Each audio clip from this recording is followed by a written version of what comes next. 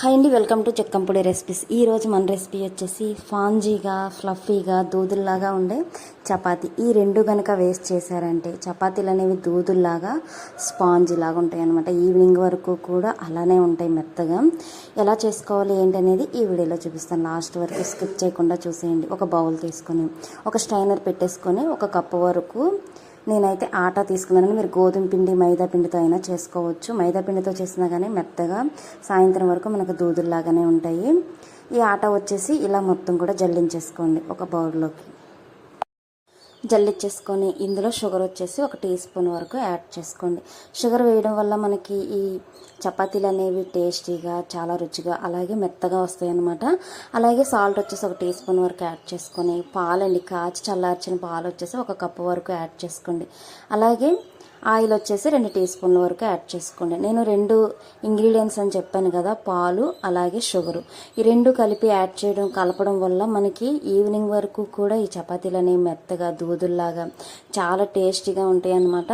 మీరు ఎటువంటి హాట్ బాక్స్లోనూ పెట్టవసరం లేదు, మూత పెట్టేసి పక్కన పెట్టనవసరం లేదు. మీరు పక్కన అలా ఉంచేస్తే చాలు, మనకి ఈవినింగ్ వరకు కూడా చక్కగా దూదుల్లాగా ఉంటాయి.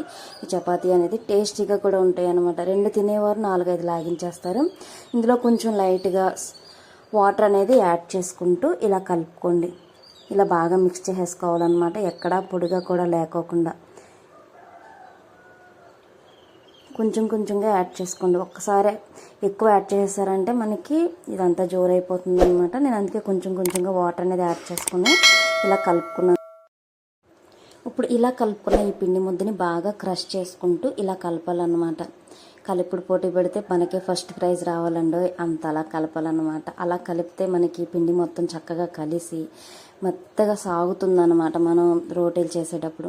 ఇదిగోండి చూడండి, ఇలా మొత్తం కలిపేసాం కదా. దీనిపైన కొంచెం ఆయిల్ అనేది అప్లై చేసేసి మూత ఏదన్నా వేయండి, లేదా తడిగుడ్డ శుభ్రంగా పిండేసిన తర్వాత ఆ క్లాత్నైనా సరే దీనిపైన కప్పేయండి. అలా కప్పేసి ఒక పావు గంట కానీ లేదా ఒక అరగంట కానీ పక్కన పెట్టేశారంటే మనకి చక్కగా నాని చపాతీలు అనేవి చక్కగా దూదుల్లాగా వస్తాయి అన్నమాట. ఇప్పుడు దీన్ని పక్కన పెట్టేసుకుందాం, ఏదన్నా మూత పెట్టేసి. ఒక అరగంట తర్వాత మనం మూత తీసి చూద్దాం. చూడండి, మనం ఏలు చక్కగా ఈ పిండిలోకి పోనిస్తే పైన ఇలా మామూలుగా పెడితేనే చూసారా ఎంత మెత్తగా అయిపోయిందో. అలా నానాలన్నమాట. అలా నానితే మనకి చపాతీలు అనేవి ఈవినింగ్ వరకు కూడా చాలా మెత్తగా దూదుల్లాగా ఉంటాయి అన్నమాట. ఇప్పుడు ఇలా మెత్తగా కలిపేసుకున్న తర్వాత ఇలాగా పిండిని చిన్న చిన్న బాల్స్గా చేసుకోవచ్చు, లేదా పెద్ద పెద్ద బాల్స్ అని మీకు ఎలా చపాతీ కావాలనుకుంటే అలా చేసేసి పెట్టేసుకోండి. నేనైతే ఇదిగోండి ఈ సైజు బాల్స్ అనేవి చేసి పక్కన పెట్టుకున్నాను అనమాట. ఇప్పుడు మనం చపాతీలు అనేవి ప్రిపేర్ చేసుకుందాము. ఫ్లోర్ పైన కొంచెం పిండి అనేది చల్లుకొని ఇలా చపాతీ ముద్ద తీసుకొని చక్కగా గుండ్రంగా మెత్తగా చేసుకోండి. మీకు మామూలుగా పిండి కలిపేసినప్పుడు ఒక్కొక్కసారి మనం చపాతీ చేసినప్పుడు ఇడిపోతూ ఉంటుంది, లేకపోతే చపాతీ కర్రకి పట్టేస్తూ మనకి చాలా ఇబ్బంది పెడుతూ ఉంటుంది. కానీ మీరు ఇలా పిండి కలిపారంటే మనకి చపాతీ కర్రకి ఆ పిండి అనేది అస్సలు అంటదు. ప్లస్ మనకి చపాతీలు కూడా చాలా మృదువుగా గుండ్రంగా చక్కగా వస్తాయి అన్నమాట. చక్కగా ఇలా ఇదిగోండి చపాతీ అనేది ఇలా ప్రిపేర్ చేసుకోండి. మనకి చాలా పల్స్గా కూడా వస్తాయండి. ఇంకోటి చూడండి, మీకు చూపిస్తాను అప్పుడు చపాతీ అనేది. చూసారా ఎంత పల్స్గా వచ్చిందో చక్కగా. మనం ఇలా పట్టుకుంటేనే ఒక్కొక్కసారి చిరిగిపోతూ ఉంటుంది, లేకపోతే చేతికి అంటుకుపోతూ ఉంటుంది. ఎక్కడ అంటుకోవడం కానీ చిరిగిపోవడం లేకుండా చూసారా ఎంత పల్స్గా వచ్చాయో చపాతీలన్నీ. వీటన్నిటినీ కూడా నేను ఇలా ప్రిపేర్ చేసుకుని ఒక బౌల్లో ఇలా వేసాను అనమాట. ఇప్పుడు గ్యాస్ వెలిగించుకొని ఒక కళాయి కానీ లేదా తవ ప్యాన్ కానీ పెట్టేసుకొని ఇప్పుడు లైట్గా ఆయిల్ అనేది అప్లై చేసుకొని మీరు దీనిపైన ఫ్రై చేసేసుకోండి. లేదు అంటారా, మీరు ఆయిల్ అస్సలు వాడుకోకుండా మామూలుగా అయినా సరే పుల్కాల్లాగా అయినా సరే ఈ పాన్ పైన ఫ్రై చేసుకోవచ్చు అనమాట. అలా కూడా చేసుకోవచ్చు. నేనైతే కొంచెం ఆయిల్ అనేది అప్లై చేశాను. ఇలా మొత్తం కూడా అప్లై చేసిన తర్వాత ఆయిల్ని కొంచెం హీట్ అయిన తర్వాత ఇప్పుడు మనం చేసుకున్న చపాతీలని ఇలా ఒక్కొక్కటిగా వేసి కొంచెం ఒకవైపు ఫ్రై అయిన తర్వాత రెండో వైపు కూడా టర్న్ చేసి ఫ్రై చేసుకుందాం. మనం ఫ్రై చేసినంతసేపు కూడా ఇలా తిప్పుతూ ఫ్రై చేసుకోవాలన్నమాట.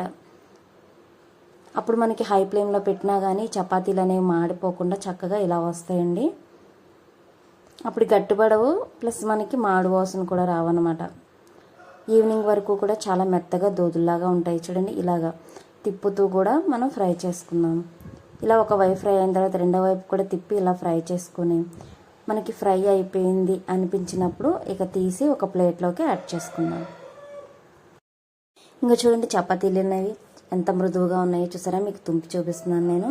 మనం ఎన్ని పీసులు చేసినా కానీ చక్కగా మెత్తగా దూదుల్లాగా ఉన్నాయి. మరి ఇంకెందుకు ఆలస్యం, మీరు కూడా ఎప్పుడైనా చపాతీలు కానీ పరోటాలు కానీ రోటీలు కానీ చేసేటప్పుడు పిండిని ఇలా కలిపి చూడండి. మీకు చపాతీలైనా పులకాలైనా రోటీలైనా చాలా మెత్తగా ఈవినింగ్ వరకు కూడా మనకి దూదుల్లాగా ఇలా స్పాంజీ లాగా ఉంటాయి అన్నమాట. మీకు కనుక నా వీడియో నచ్చితే లైక్ చేయండి, షేర్ చేయండి, నా ఛానల్ని సబ్స్క్రైబ్ చేయండి. థ్యాంక్